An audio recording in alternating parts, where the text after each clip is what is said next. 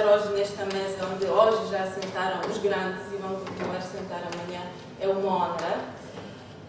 Já tivemos hoje aqui uma brasileira que faz nos Estados Unidos doutoramento sobre a literatura cabo-verdiana. Eu sou uma polaca que faz em Portugal doutoramento sobre a literatura moçambicana.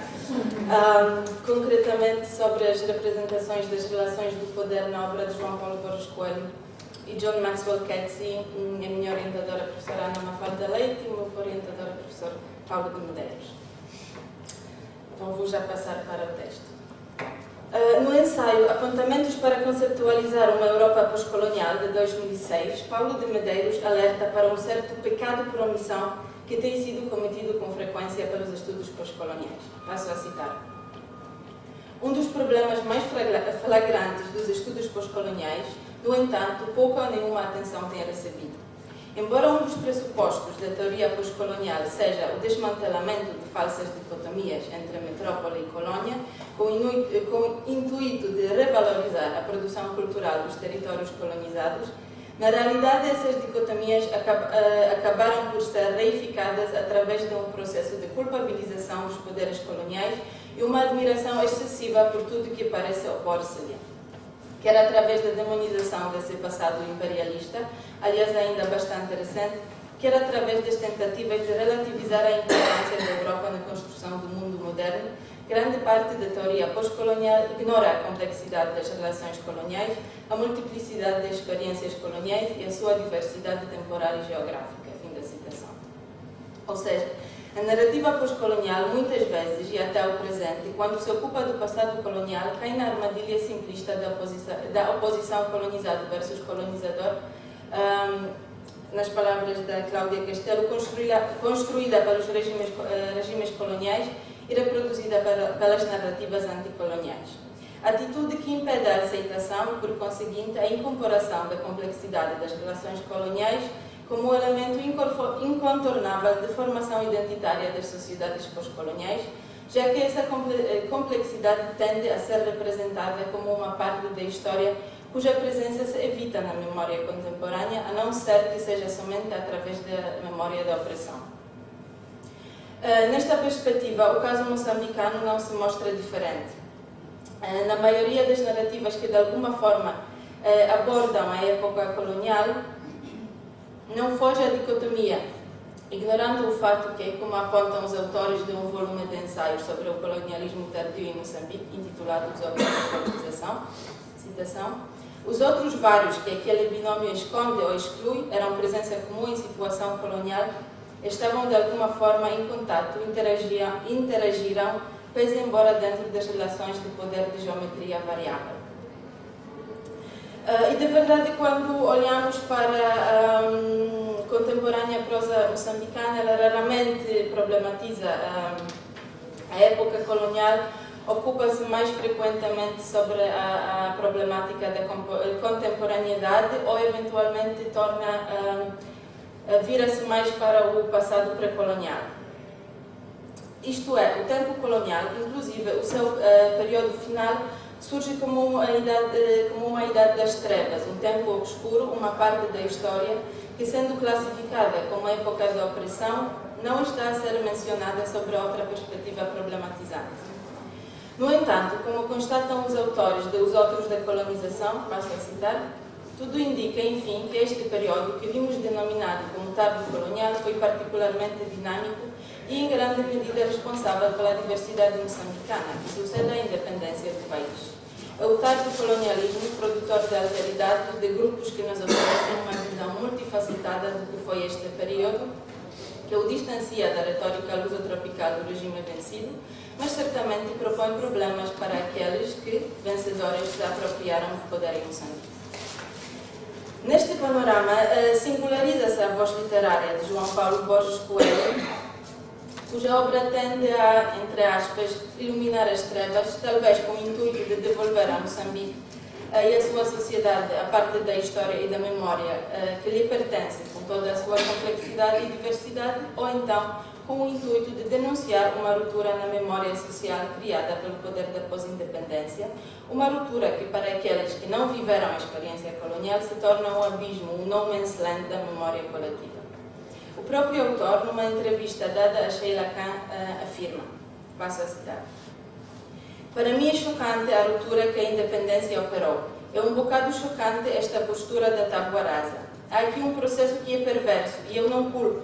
Não se trata de culpar a Frelimo nisso. Trata-se de tentar entender, porque a questão da memória interessa-me do ponto de vista literário, enquanto produtor, e do ponto de vista histórico, enquanto historiador.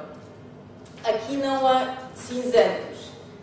Isto é tudo um erro de contrastes. O passado colonial não existe. Existe nas zonas liberadas que a Frelimo traz para dentro. Agora, se nós olharmos de uma outra perspectiva, 80% ou mais da população moçambicana, em 75, não tinha experiência direta da guerra.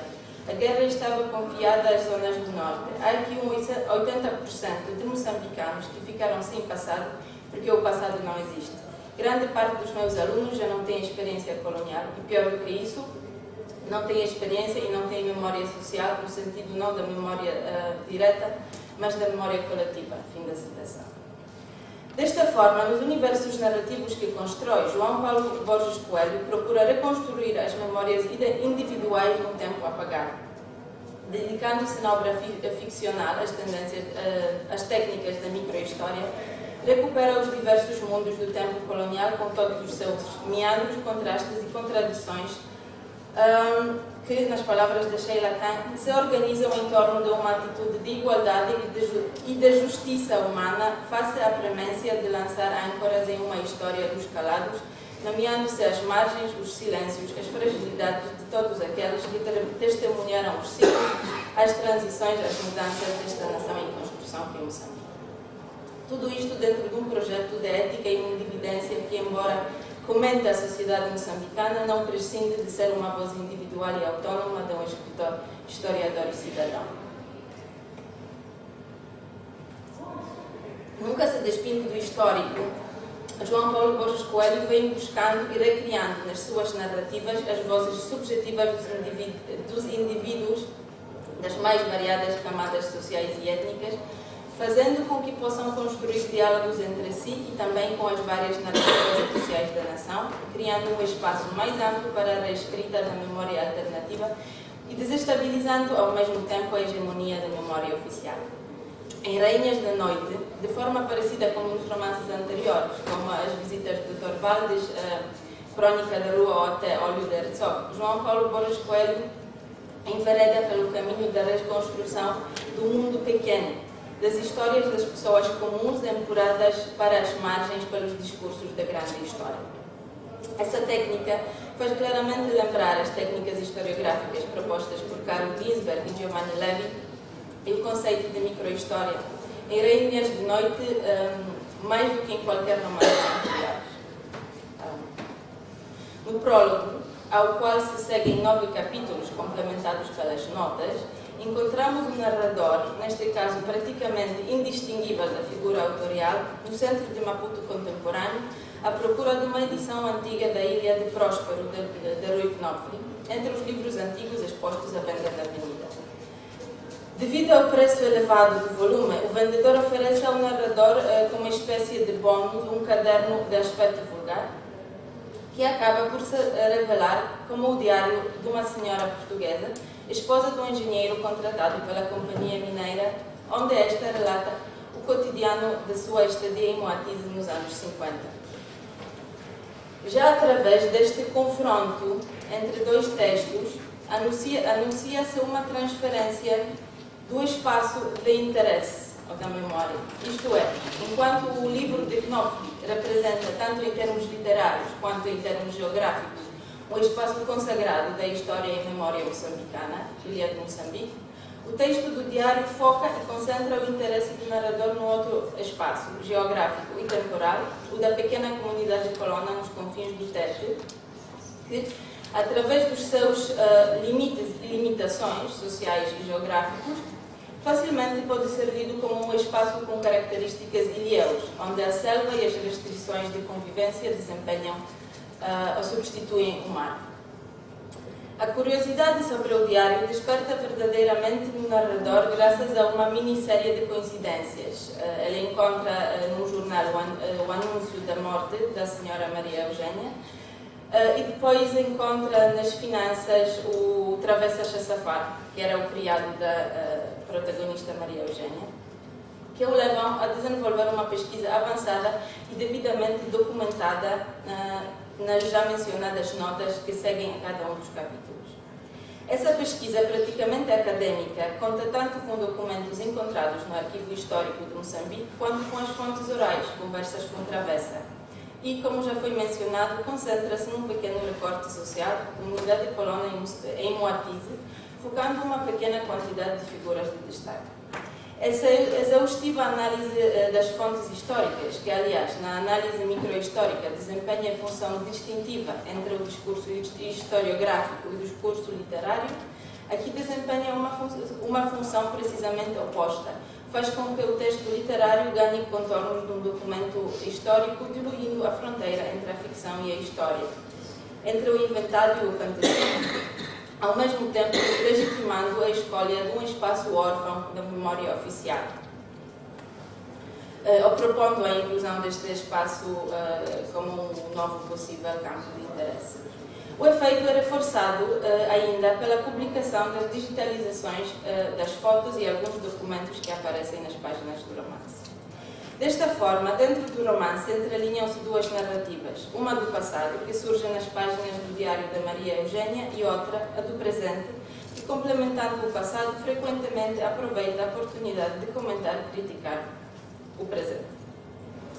A ligação entre as duas narrativas está representada por uma personagem ponte, Travessa Chassafar, o sobrevivente do passado, que o guia é indispensável para a reconstrução desta. Em Rainhas da Noite, assim como em outras obras, João Paulo Borges Coelho reconstrói o passado com um olhar crítico, problematizando vários aspectos da vida de uma pequena comunidade colonial, dando a voz às várias figuras silenciadas pelo discurso daquele tempo, discurso colonial. E no caso deste romance em particular, o protagonismo é dado aos silenciados, digamos, menos canônicos, isto é, mulheres brancas, esposas dos colonos.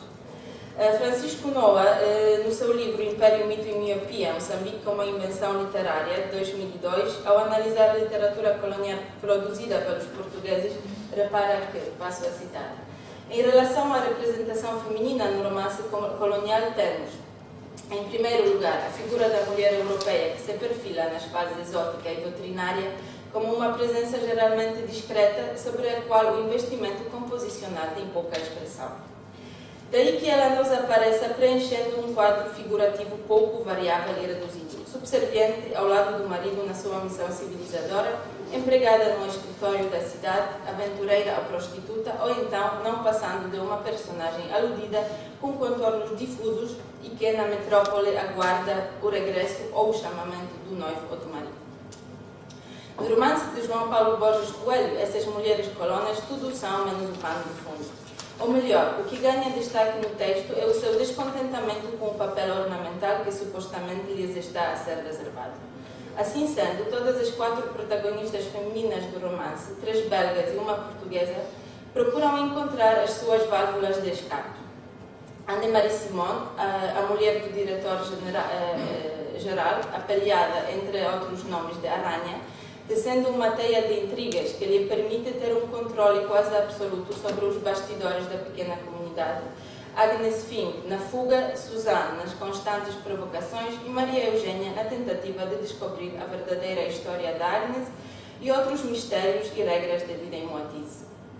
O facto de o leitor poder acompanhar Maria Eugênia desde o seu primeiro dia cria uma sensação de descoberta na qual o leitor e também o narrador e investigador das notas podem acompanhar a protagonista e com ela gradualmente matizar os vários espaços cinzentos das relações de um espaço distópico a qual, desde as primeiras palavras do diário, estão atribuídas características infernais. A Maria Eugênia escreve: ainda o comboio dava a volta à colina para entrar na estação e já eu suspirava: meu Deus, estou no inferno. E embora essa primeira sensação da protagonista esteja ligada às condições climáticas e limitações do espaço geográfico, logo perceber-se-á quantos outros infernos estão por lá escondidos. Desta forma, graças a uma espécie de ingenuidade da protagonista, assim como diz Travessa sobre ela, a citação, a senhora Maria Eugênia interrogava as coisas fora das regras determinadas, fazia-o a partir de fora e de uma maneira original e ingênua. Fim da citação. Ao longo do enredo, observa-se a desagradável complexidade das relações sociais e políticas, tanto entre os próprios colonos quanto entre os europeus e africanos. As primeiras estão condicionadas aos mais mesquinhos jogos de poder, onde se destacam os dois principais antagonistas do romance, Anne-Marie Simon e o inspetor Cunha, enquanto a primeira se revela como uma autodenominada guardiã e controladora da ordem moral da sua pequena corte, que gera através de intrigas, silenciamentos e rede dos espiões, e é capaz de castigar severamente os que não a obedecem, como é o caso de Travessa ou da Agnes. O segundo representa claramente o poder do regime opressor na sua face mais mesquinha e perigosa, pois, citação, além de Bronco, o inspetor podia ser o que quisesse. Podia, por exemplo, dar-nos voz de prisão aos dois, dar-me uma estalada a mim, para cortar cerças minhas e essas sim inocentes ironias. Fim da citação. Importante mencionar que uma das características mais destacadas do inspetor, talvez até mais do que o seu racismo, é a sua misoginia. Quanto às relações entre a comunidade colona e a comunidade nativa, essas também são problematizadas de uma forma que ultrapassa as relações binárias de opressão e subalternização, trazendo à luz o completo desconhecimento cultural. Este, ao nível político, mostra-se, por exemplo, na visão do colonizador, uma fusão entre as práticas tradicionais e movimentos revolucionários. Isso pode ser lido como uma mania de perseguição do colono ou como uma estratégia política muito particular.